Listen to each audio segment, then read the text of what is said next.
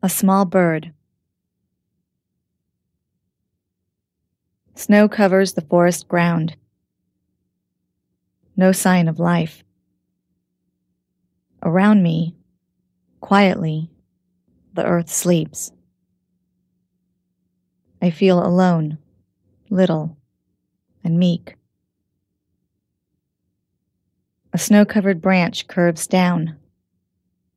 Then I see him where the branch turns. Brown feathers, soft and downy, and little eyes, black and shiny.